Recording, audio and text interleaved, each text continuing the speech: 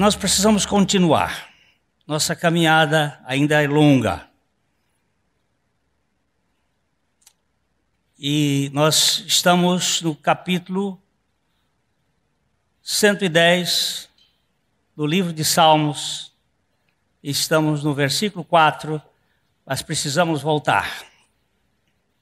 Para o versículo 1, ler, olhar, porque a palavra de Deus ela é muito dinâmica. Vamos ver, começando no 1. Disse o Senhor ao meu Senhor: assenta-te à minha direita, até que eu ponha os teus inimigos debaixo dos teus pés. Eu quero saber se vocês já entenderam isso. O Senhor que está aí com letra maiúscula aí se refere a quem? Deus. Javé. Quem é Javé? Deus. Quem é Javé? O eu sou. Quem é o eu sou? Jesus. Disse Javé ao meu Adonai, o meu Senhor. Primeiro está se referindo à pessoa de Cristo. Segundo está se referindo à pessoa de Jesus. A natureza de Cristo ela é humana e divina. Deus e o homem se encontraram. Disse o Senhor ao meu Senhor: assenta-te à minha direita, até que eu tenha posto os inimigos por baixo dos seus pés. Continuemos. O Senhor enviará de Sião o cetro do seu poder, dizendo: domina entre os teus inimigos. Olha, preste bem atenção. O Senhor, Javé, enviará de Sião, o monte Sião, o monte do governo, o cetro que brota, que faz nascer, o cajado que brotou, a vara de Arão, a ressurreição de Cristo. É o cetro do poder que domina os inimigos. Todos os inimigos, tanto os meus inimigos de fora como os meus inimigos de dentro. O maligno, o mundo, a carne, o ego, as acusações, os medos, a vergonha, a culpa, tudo aquilo que derrota, nessa vitória já foi conquistada. Continua. Apresentar-se-á voluntariamente o teu povo no dia do teu poder, com santos ornamentos, como o orvalho emergindo da aurora, serão os teus jovens. Ele está falando de uma juventude, de uma raça nova, que vem da madrugada, que vem ornada, vestida com roupas novas, não aquela caduquice da religião, mas com algo bem diferente, com uma nova mentalidade. É uma turma diferente. Eles são voluntários, não são obrigados. Eles têm uma roupa santa, como o orvalho que gera vida, emergidos da aurora. Nós já vimos isso aqui em muitos aspectos. E continue. O Senhor jurou e não se arrependerá. Tu és sacerdote para sempre, segundo a ordem de Melquisedeque. E é aqui que nós estamos parados. Que ordem é esta? A ordem de Melquisedeque. Quem é esse Melquisedeque? Como ele apareceu? O que ele está fazendo aqui? Afinal de contas, como é que nós vamos conhecer este Melquisedeque? Sadeque, rei de Salém, sumo sacerdote do Deus Altíssimo. Vamos para Gênesis, capítulo 14. Correndo, Gênesis 14.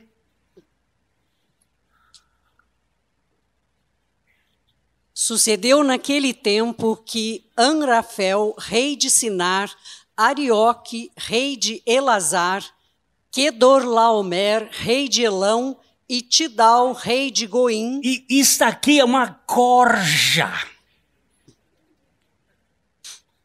Volta para eles lá. Isto aqui é a quadrilha que o ministro está julgando. Vocês não podem imaginar essa turma. Este Anrafel aparece aqui, ele provavelmente seja Hammurabi, com as suas primeiras leis. Esse Quedorlaomer, isso é uma tranqueira humanista, fundamentado no ego, dominador. Eles vieram lá de Siná. Siná não é aquele Dal Siná. Siná é exatamente Babilônia, entre rios. A terra deste sistema sufocante, baseado em orgulho, em glória, em poder do homem. Continua. Fizeram guerra contra Bera, rei de Sodoma, contra Birza, rei de Gomorra, contra Sinabe, rei de Admá, contra Semeber, rei de Zeboim, e contra o rei de Bela, esta é Zoar. 4 contra 5, essa turma aqui, eu não vou entrar nos minúcias do nome, mas um é filho das trevas, o outro é ímpio, o outro é exatamente para onde a graça de Deus vem. Aqueles lá são grandes, poderosos. Esses aqui são os indignos. 4 é um número de força da natureza. 5 é o número da graça. 4 contra 5. Eles eram mais poderosos e conseguiram dominar estes aqui. Por causa disto, o sobrinho de Abrão, Ló, foi capturado, foi raptado por eles, e Abrão foi buscá-los e foi conquistar uma guerra que demorou algum tempo até chegar em Damasco, capital da Síria. Quando ele conseguiu capturá-los, trouxe os bens, trouxe as famílias, trouxe o seu sobrinho, trouxe as almas, trouxe o povo. E nesse processo que ele estava ali, os 5 reis que tinham sido vitoriosos, nós já pegamos outro, estou fazendo apenas um repasse. No verso 17, aparece, aliás, no verso 18, 17, aparece o Bera trazendo uma proposta, ia trazer uma proposta. Veja bem. Após voltar Abraão de ferir a Quedorlaomer e aos reis que estavam com ele, saiu-lhe ao encontro o rei de Sodoma no vale de Savé, que é o vale do rei. Muito bem. Ele saiu com uma proposta, mas antes dele fazer a proposta, que a proposta é indigna, depois nós vamos olhar, ele diz assim: você pode ficar com os bens, mas as almas ficam comigo. Aliás, ao contrário, você fica com os bens e as almas ficam para mim. Ele é um ladrão de alma, é um raptor. Ele quer roubar as almas para ele e os bens ficam para Abraão. Eu já contei que tem um pregador aqui que devia uma rede de televisão, 6 milhões, e tem uma fazenda de 33 milhões, e ele foi fazer um negócio, vocês ficam com a fazenda, mas eu não posso sair do ar, eu preciso ficar com o povo, porque meu chapéu é grande, e eu preciso encher o chapéu. Isso foi a semana passada. Eu quero o povo E o povo é iludido. O povo é massa de manobra. Não é só na urna que ele é massa de manobra. Ele é massa de manobra muito mais dentro da religião. Agora, vamos ver para o capítulo, verso 18. O Melquisedeque aparece. Melquisedeque, rei de Salém, trouxe pão e vinho. Era sacerdote do Deus Altíssimo. Então já temos quem é este Melquisedeque. Rei Melquisedeque, rei da justiça, rei de Salém, rei da paz. Pode ser uma forma de Jerusalém, o rei da paz. Ele trouxe pão e vinho. Primeira característica da ordem de Melquisedeque. Primeira característica da ordem de Melquisedeque. Ele vem. Não somos nós que vamos.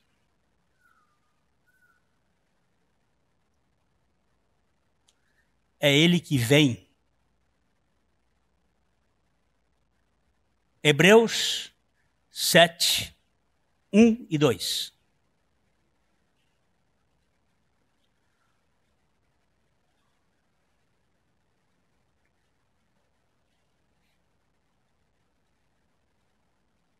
Porque este Melquisedeque, rei de Salém, sacerdote do Deus Altíssimo, que saiu ao encontro de Abraão, quando voltava da matança dos reis e o abençoou... Para aí mesmo, que aí mesmo que nós vamos ficar. Porque este Melquisedeque, o rei de Salém, sacerdote do Deus Altíssimo, que saiu ao encontro de Abraão.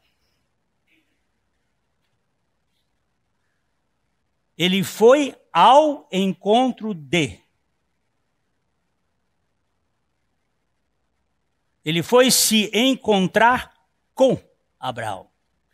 Todas as vezes que é Deus que faz esse movimento, isto é evangelho. O homem, no jardim do Éden, foge da presença de Deus e Deus vem atrás do homem.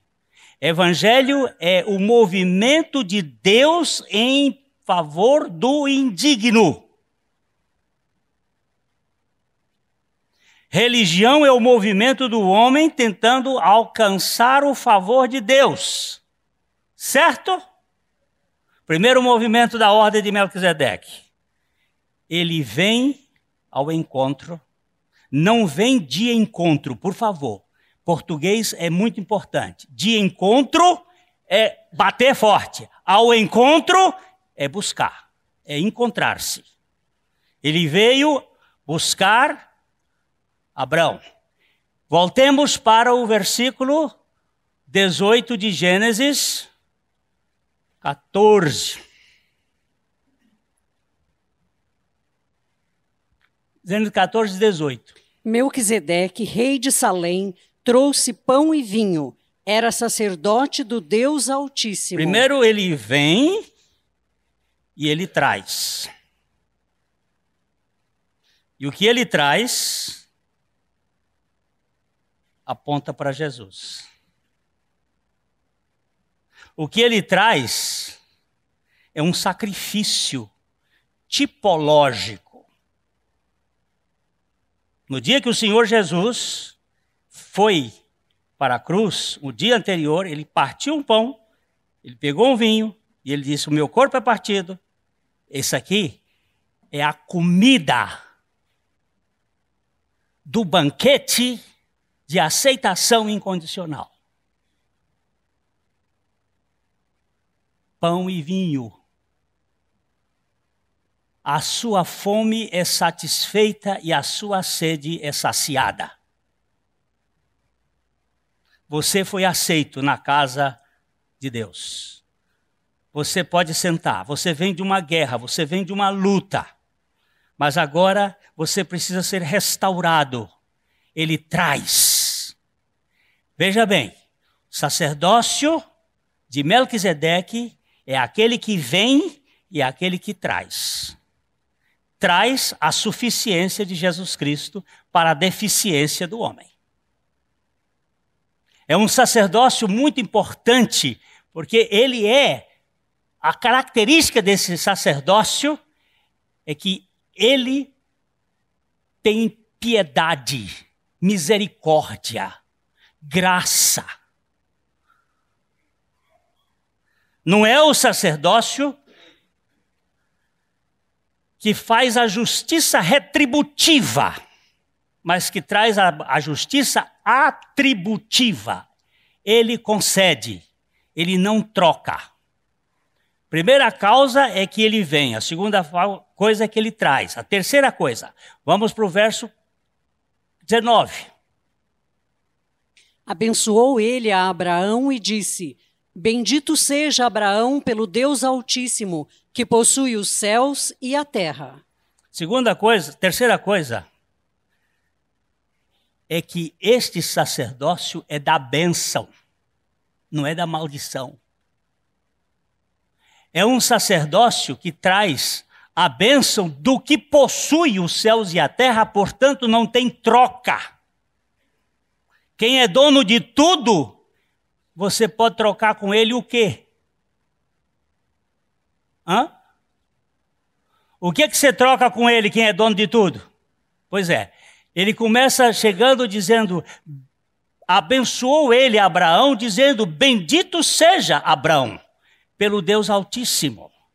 El Elyon é a primeira vez que aparece esta palavra. Eu quero que você saiba que a primeira vez que aparece a palavra sacerdote também é aqui. E todas as vezes que aparece uma palavra a primeira vez da Bíblia, essa é a característica com que essa palavra vai ser definida pelo resto da Bíblia. O sacerdócio verdadeiro é o sacerdócio do Deus Altíssimo, que sempre vem. Que quando vem, traz. E quando traz, abençoa. E não abençoa condicionalmente. Ele abençoa incondicionalmente. Não é bênção por troca, toma lá da cá. Vamos ver aqui isso aqui. Nós temos dentro da teologia aplacativa da ira de Deus. Deus ficou irado e Jesus veio morrer para aplacar a ira de Deus. Dentro dessa teologia se diz o seguinte: Deus te perdoa quando tu te arrependes. Mas no sacerdócio de Melquisedeque, Deus traz o arrependimento porque ele te perdoou. Independente da nossa vontade, porque você não tinha vontade nem para nada. Deus te amou e te ama loucamente. E ele traz o arrependimento, que a bondade de Deus é quem nos conduz ao arrependimento. Isso é uma coisa louca. Isso você não vê em lugar nenhum.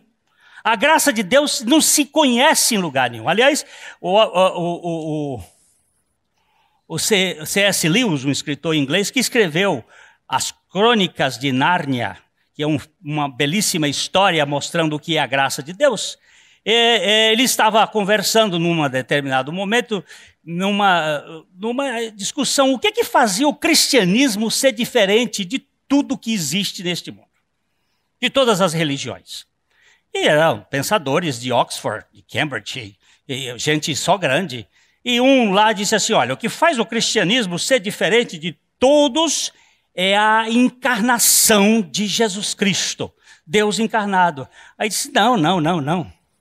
Existe aí nas religiões babilônicas a encarnação de Tamuz,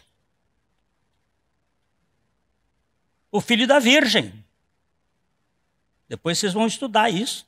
Está aí até na internet tem isso. Não precisa ir nem para um livro de teologia mais rebuscado. Aí um outro disse, não, mas o que faz o cristianismo ser diferente é a ressurreição de Jesus. Aí disse, não. Osíris também ressuscitou entre os egípcios. Aí estão lá discutindo o que faz diferente. E olharam para o C.S. Lewis e disse, Lewis, o que faz o cristianismo ser diferente de tudo? E com o jeito bem simples dele, ele disse: graça. Acha graça em outro lugar. Todas as religiões têm troca, tem barganha, tem negociata. Toma lá, dá cá. Não. A fé cristã é uma fé incondicional. Deus nos ama. E por seu amor, Ele nos conquista. Ele nos convence. Ele nos atrai. Ele nos trata. Esta é: bendito seja Abrão pelo Deus Altíssimo que possui os céus e a terra. Um Deus que não precisa de nada e que traz tudo. Isso é fantástico, pelo menos para mim. Primeira, segunda, terceira, não estou na terceira, né? Primeira qual é? Eu sento.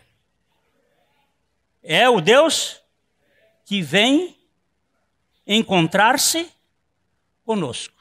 Segundo, é o Deus que traz. E traz o quê? As marcas da suficiência do Cordeiro, de Cristo. Traz o alimento, a festa, banca a nossa satisfação. Terceiro, é o Deus que abençoa incondicionalmente, porque Ele não precisa de nada. Ele é o dono de tudo. Quarta característica, verso 20. E bendito seja o Deus Altíssimo, que entregou os teus adversários nas tuas mãos. Para aí, porque nós vamos parar na quarta. Bendito seja o Deus Altíssimo que entregou os teus adversários nas tuas mãos. Não foi você que conquistou, não. Foi o Deus Altíssimo quem te deu.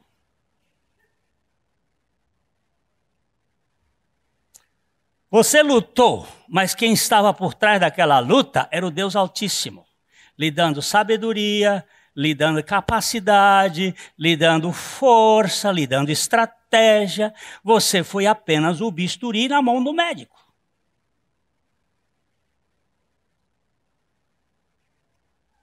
Lá em Alphaville, a semana passada, eu usei essa figura do bisturi, e quando terminou a reunião, um irmão chegou para mim e disse: muito prazer, irmão bisturi.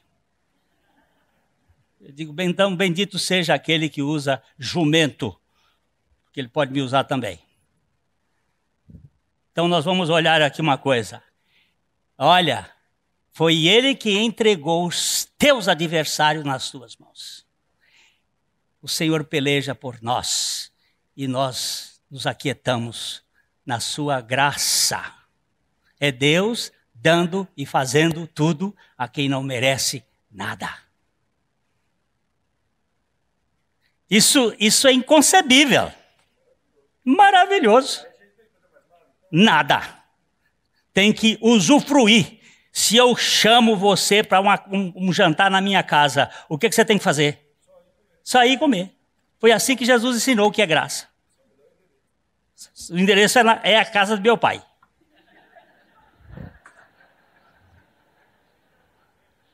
É lindo demais esse evangelho. É muito lindo. E aí você vê, e de tudo lhe deu o dízimo. Dízimo não é cobrança. Sabe o que significa isso aqui? Culto. Diante desse Deus que vem, que traz, que abençoa, que faz a vitória, que nos dá a vitória, eu só tenho que fazer isso. Pum, pum, me prostrar e adorá-lo. Isto aqui não é gorjeta para Deus, não. Isso aqui é o trabalho de Deus em esvaziar o homem de si para depender totalmente dele. Começou aqui, com 10%. Dízimo não é obrigação. Dízimo é privilégio.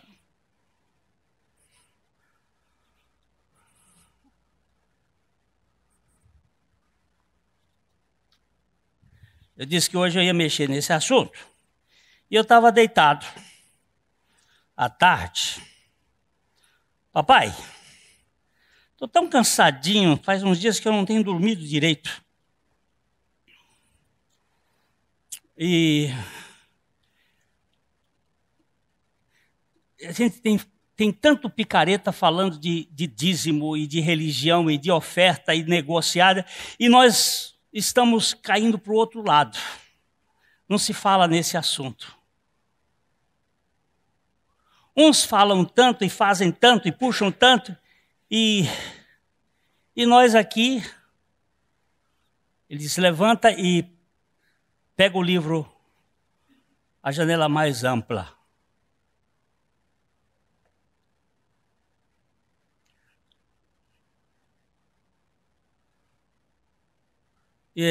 Onde é que está esse livro? Eu tenho 3.500 livros lá na prateleira, e o Jorge fez um troço lá, e eu caçando o livro, aí achei o livro. Histórias que abrem a janela mais ampla de Deus. É de Teverne Fromk. Esse homem comprou uma casa lá perto de Indianápolis, nos Estados Unidos, e morou um casal de velhos, 50 anos naquela casa. E tinha uma parede lá, que tinha uma janelinha pequenininha, para o vale mais lindo. E quando ele comprou, ele fez uma parede, uma janela de 7x2. Uma janela mais ampla. Ele disse, eu não posso imaginar como é que aquele casal viveu 50 anos sem ter aquela vista. Todos os visitantes que chegam lá na minha casa agora, que eles veem aquela vista, eles ficam extasiados, parados, e aquele casal vivia com uma janela muito apertada. Então ele começa a contar histórias para abrir a janela da nossa compreensão, janela mais ampla. Então, ainda me lembro da surpresa e satisfação de minha mãe ao abrir uma caixa que trazia vidros para compotas fabricadas pela empresa Care. E encontrar um folheto com o incomum título, A Cura de Deus para a Pobreza. Não me lembro se minha mãe leu o folheto para mim. Entretanto, recentemente, isto é, 70 anos depois, quando ele escreveu esse livro, descobri a extraordinária história de Alexandre Care e as circunstâncias envolvendo tal folheto. Aos 14 anos, Alexandre Care foi convertido ao Evangelho por meio do ministério de D.L. Moody, pregador americano, e se reuniu à igreja presbiteriana. Alguns anos mais tarde, ele leu um livro que transformou a sua compreensão quanto à ação da contribuição. O livro narrava a história do patriarca Jacó, que fez um voto a Deus. Vamos ler o texto de Gênesis 28, 22.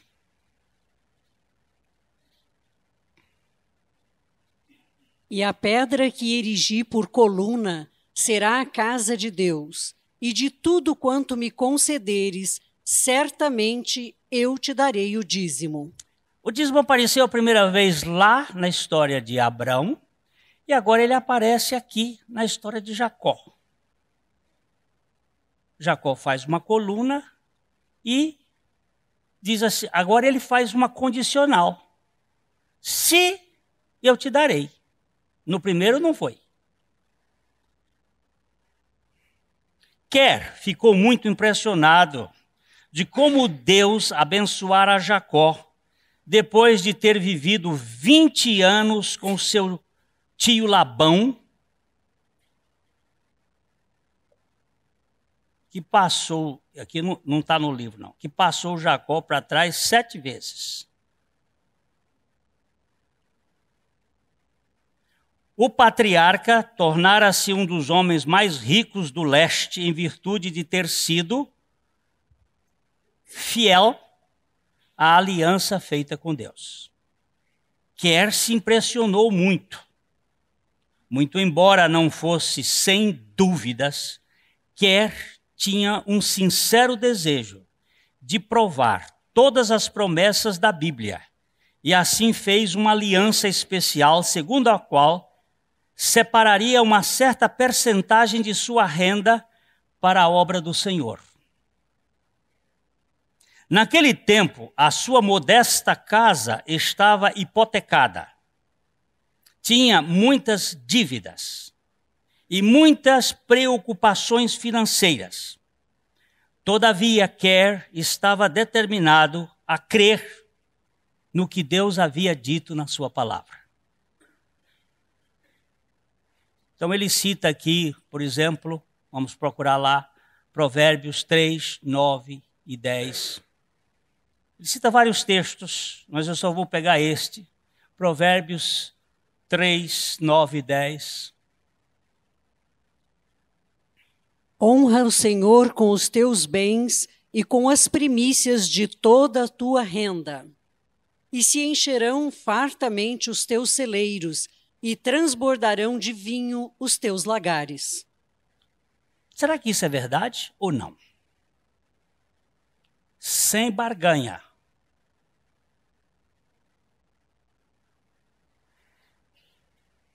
Três meses depois que o Sr. Quer começou a sua contribuição, ele recebeu uma bênção inesperada e imprevisível.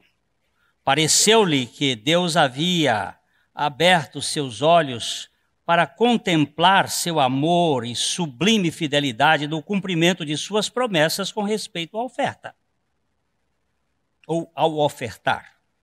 Naquele mesmo ano, mesmo possuindo apenas um pequeno capital, Quer estava convencido de que as promessas de Deus precisavam ser experimentadas na prática. Assim, ele fundou a fábrica de vidros para compotas Quer, que mais tarde veio a se tornar uma das maiores empresas do ramo nos Estados Unidos. A fábrica funcionava em São Francisco, na Califórnia, na mesma época em que aconteceu um grande terremoto naquela cidade. Todo o seu capital estava investido na sua empresa quando, repentinamente, o devastador terremoto atingiu São Francisco. Foi então que os seus amigos foram até ele para manifestar o que temiam pelo pior. Quer, você é um homem arruinado, você está falido. Sua pronta resposta foi: não acredito nisso. Se eu estiver arruinado, então a Bíblia, a palavra de Deus, não pode ser verdadeira. E sei que Deus não iria retroceder em nenhuma de suas promessas. Ele então enviou um telegrama para São Francisco e a resposta foi a seguinte: sua fábrica está localizada bem no centro do incêndio e, sem sombra de dúvida, está destruída. O calor é tão intenso que por mais alguns dias será impossível nos aproximarmos para verificar o real estado das coisas. Que período de provação foi aquele? No entanto, a sua fé não vacilou, pois Quer permaneceu firme em Malaquias 3:11, não é no 10. Vamos ver o que Malaquias 3:11 diz.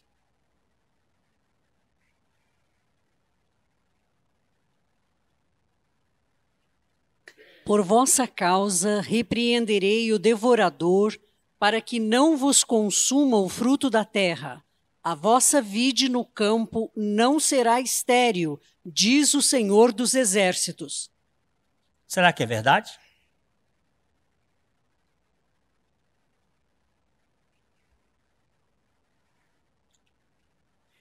Ele ficou inabalável por uma semana e logo depois recebeu um outro telegrama com os seguintes dizeres: tudo em um raio de 2,5 quilômetros ao redor da sua fábrica está queimado. Mas a sua fábrica milagrosamente está salva. Será que Deus tem essas especialidades?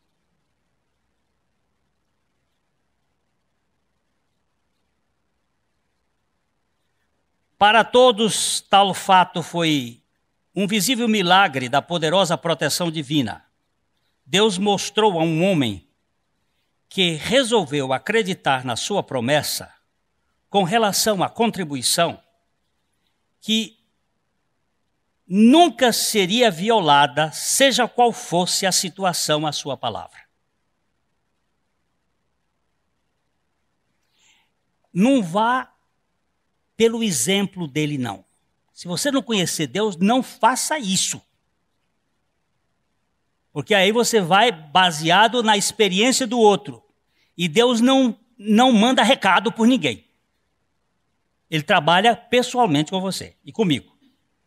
Em 1912, o Sr. Kerr escreveu o seu primeiro folheto intitulado A Cura de Deus para a Pobreza. Essa coisa mais esquisita. A esse folheto seguiu-se outro, a lei monetária de Deus para a sua prosperidade financeira. Um desses folhetos era colocado em cada caixa de vidros para compotas. Foi um desses que fora encontrada por minha mãe. Mas devemos tomar cuidado de perceber que no caso do Sr. Kerr, sua atitude era um princípio de vida e não somente um jogo com a questão do dízimo.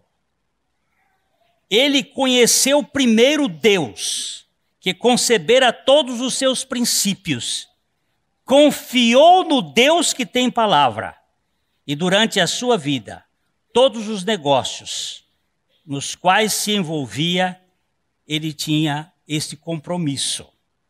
Conta-se que o ganho com investimento financeiro era tão grande que ele criou um fundo especial para financiar a distribuição ao redor do mundo de Novos Testamentos, Bíblias, folhetos e outro tipo de literatura. Milhares ficaram maravilhados de como esse homem saiu da pobreza, simplesmente porque acreditara que Deus honraria cada uma das suas promessas. É bem verdade que Kerr manteve firme na promessa concernente ao dízimo e que Deus o honrou por sua palavra, porque ele não faz acepção de pessoas. Devemos também reconhecer que Kerr não se acomodou na posição de ser alvo da bênção de Deus. Ele foi além e tornou-se um canal da bênção de Deus para os outros. Ele deixou o legalismo de dizimar para desfrutar do gozo e da graça de dar. Não importa que palavras sejam usadas, estou convencido de que Deus está constantemente procurando por aqueles que não ficarão confinados a viver na janela menor, mas permitirão que Ele os use para desfrutar a superabundante bênção que resulta de viver numa janela mais ampla, que é confiar que Deus pode fazer muito mais do que eu imagino ou penso. Tem um outro aqui que eu não vou ler hoje porque é muito pesado, mas é a história do cara que roubava os cravos. Os cravos para fazer o seu barco. Ele trabalhava numa empresa onde tinha pregos de cobre que não enferrujavam. E ele levava para casa os pregos. E ele testemunhava de Cristo para o seu patrão, mas o patrão não cria. E um dia ele procurou o pastor.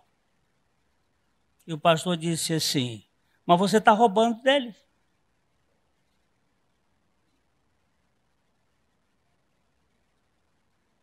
E ele disse, mas se eu for contar para ele, é aí que ele vai me dizer que eu sou um hipócrita. Ele disse, mas porque você não crê que Deus pode mudar as circunstâncias. Então ele resolveu contar para o cara que ele era ladrão de prego de cobre. E o patrão disse, eu bem vi que você era um hipócrita. Mas eu acho que se você me contou isso, é porque Deus tocou em você. Então Deus sabe lidar com você. E o pastor resolveu contar essa história na igreja. E os ladrões de prego começaram a aparecer. Ladrão de prego é todo aquele que rouba o que não é seu. O tempo na empresa. Trabalha 8 horas de tempo marcado na carteira, mas só trabalha 6. O resto, 2 horas, ele está enrolando.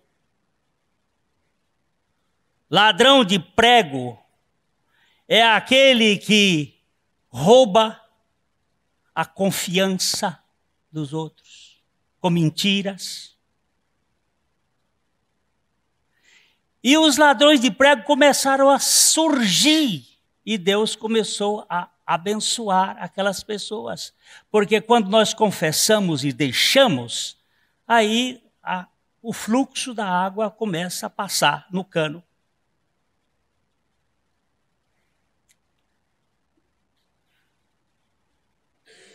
Você sabe quem é dizimista na igreja brasileira? O pobre.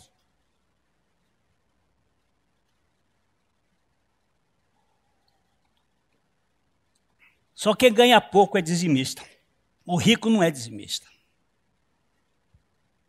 Eu vi um cartaz outro dia de uma igreja dessas escamus. Como é que eu vou dizer? Arapuca, melhor. Que dizia assim, o dízimo aqui é 5%.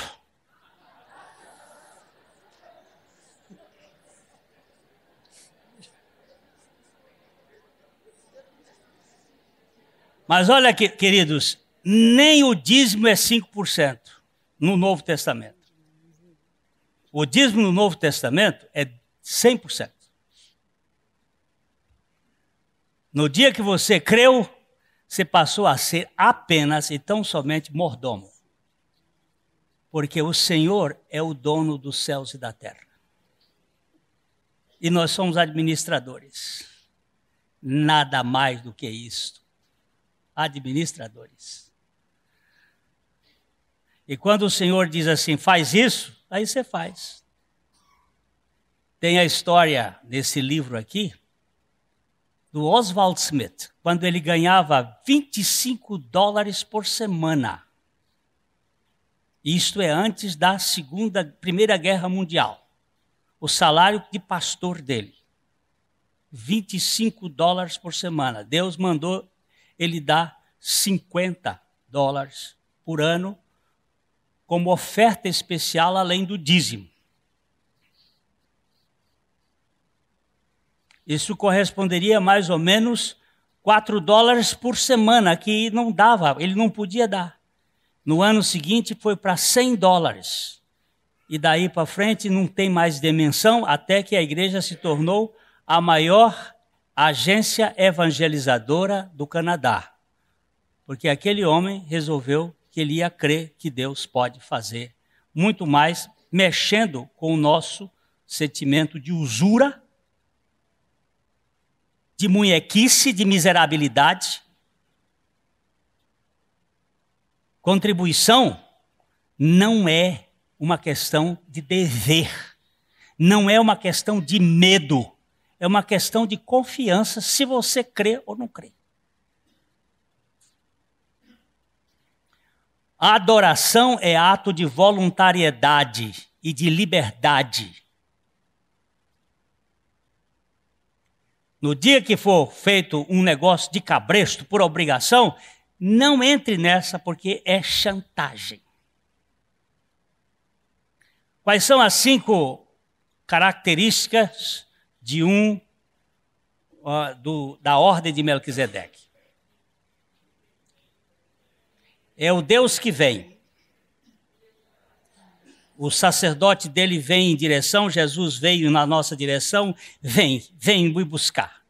Vem. Segundo, ele traz. Vocês lembram que ele diz assim, ó: eis que eu estou à porta e bato. Se alguém ouvir a minha voz e abrir a porta, eu entrarei e cearei com ele e ele comigo. Sabe por quê? Porque ele já trouxe a ceia. Ele já trouxe. Ele não está esperando que você faça. Ele traz. Terceiro, é o Deus que abençoa sem troca, sem negociada. Quarto,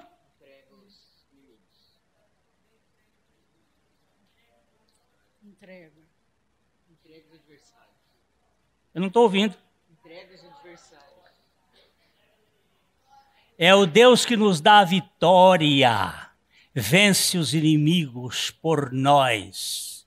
E o que você faz diante disso? Você adora. E a adoração de mãos vazias não é adoração. Davi disse assim: eu não vou adorar com as minhas mãos vazias.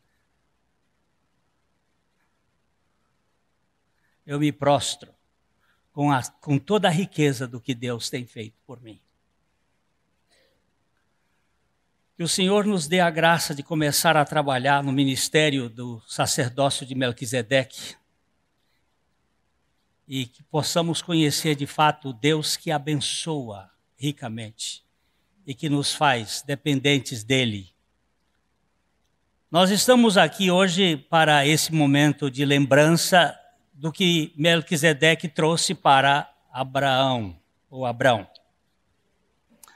Este é um momento de fartura, de pão na mesa.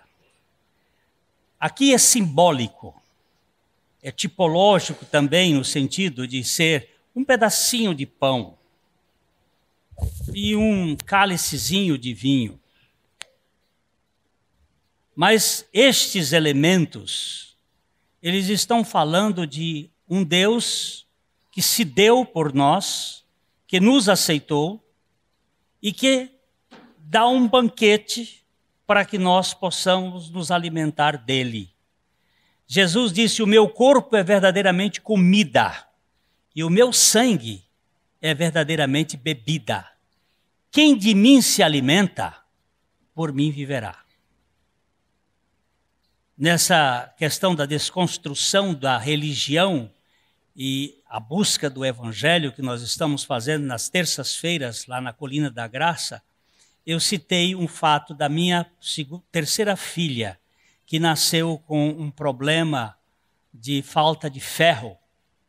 E ela tinha que se alimentar, e além de outros medicamentos, ela tinha que se alimentar muito com cenoura. Não sei exatamente por que o Dr. Schaffer botava tanta cenoura, mas ela comia cenoura, e a menina ficou amarela. O caroteno lá, ela ficou assim amarelada, os pés amarelos. Quando é que nós vamos comer Cristo, até virarmos cristão? Até ficar... Olha, você olha para a cara e diz assim: é a cara de Cristo. Você comeu o quê? Comi Cristo. Você bebeu o quê? Bebi o sangue de Cristo. Você é antropófago? Não, eu sou teófago. Eu como Deus. Eu vivo de Deus. Do Deus que se inclinou para lavar pé e para tirar o cabresto da cabeça. Porque na casa de nosso Pai não tem regras e mais regras, mandamentos e mais mandamentos, até que nós caiamos de costas. Mas tem um divã da graça para aceitar os fracassados e doentes, para poder comer e serem fartos da suficiência dele. Esta ceia é dele. Convidados são todos os que foram chamados pela graça dele. Volto a dizer o que o nosso querido pastor Ed René disse certo dia numa pregação, que estava no céu, uma mesa muito grande, com lugares, o sujeito morreu e chegou lá no céu e já foi pegando a cadeira e puxou a cadeira para sentar, e o chefe da cerimônia do céu virou para ele e disse: essa cadeira não, está reservada.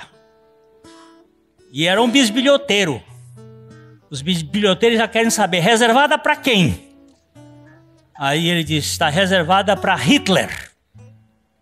E o cara olhou para ele e disse assim: para Hitler? Para Hitler. Aí ele mudou de cadeira, puxou a outra, e quando ele puxou a outra, ele disse: essa também está reservada. Reservada para quem? Para Herodes. Herodes, o matador de criança? É para Herodes. E eles vêm? Ele disse: se vêm eu não sei, mas que foram convidados, foram. O convite de Deus é para todos. Isso chama evangelho, meu irmãozinho. Evangelho. Isso não tem nada a ver com religião. Religião é aquele que expurga, vomita os doentes, os fracassados, os que têm problema, os que têm pecados, os que têm falha. Bota no cabresto. Exige comportamento. Não, o evangelho não. Ele aceita e o amor transforma de dentro para fora. E o amor muda. Eu tenho uma irmã lá no Paraguai, na Assunção. Minha esposa deve estar chegando daqui a pouco. Ela estava com a Cota e a Elaine num encontro de senhoras e mulheres de pastores lá no Paraguai. E tem uma senhora lá no Paraguai que ela cuida de crianças. Ela tinha uma casa com 3 cômodos.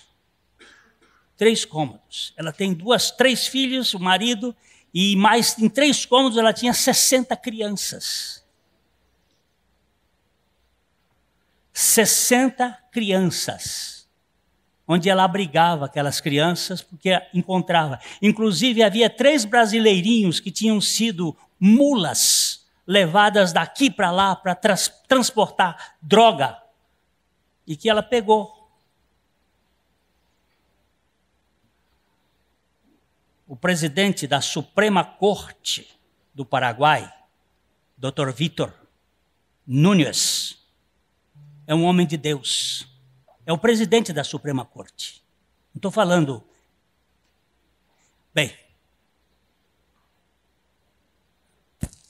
falo ou não falo?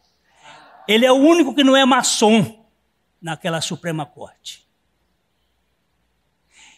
E é o único que já foi reeleito 8 vezes. E ninguém joga pedra no homem. E ele não tem guarda-costa. Todas as vezes que nós vamos pregar lá, ele está lá. Aquele homem tem me impressionado. Ele passou uma canetada num cara que roubava $300 mil para construir a casa das crianças abandonadas da irmã Maria. Hoje tem um orfanato lá. Hoje não tem 60 crianças. Tem 300. Só que ela me disse uma coisa. Nenhuma criança aqui suporta 6 meses de amor. E ela não tem nenhum curso de assistência social, de psicologia, de psicopedagogia. Ela é semi-alfabeta. Mas ela tem uma inundação do Espírito Santo dentro daquele coração. Ela diz, não tem uma criança, pastor Glênio, que suporte 6 meses de amor. Chega aqui tudo esbagaçado. E lá dentro daquela casa tem de mamando a caducando lá. O caducando é 21 anos. vai lá e vão para a universidade, estudam. Tem um grupo de homens que ajuda nesse projeto. Amor muda as pessoas. A única força nesse mundo que troca a gente é amor.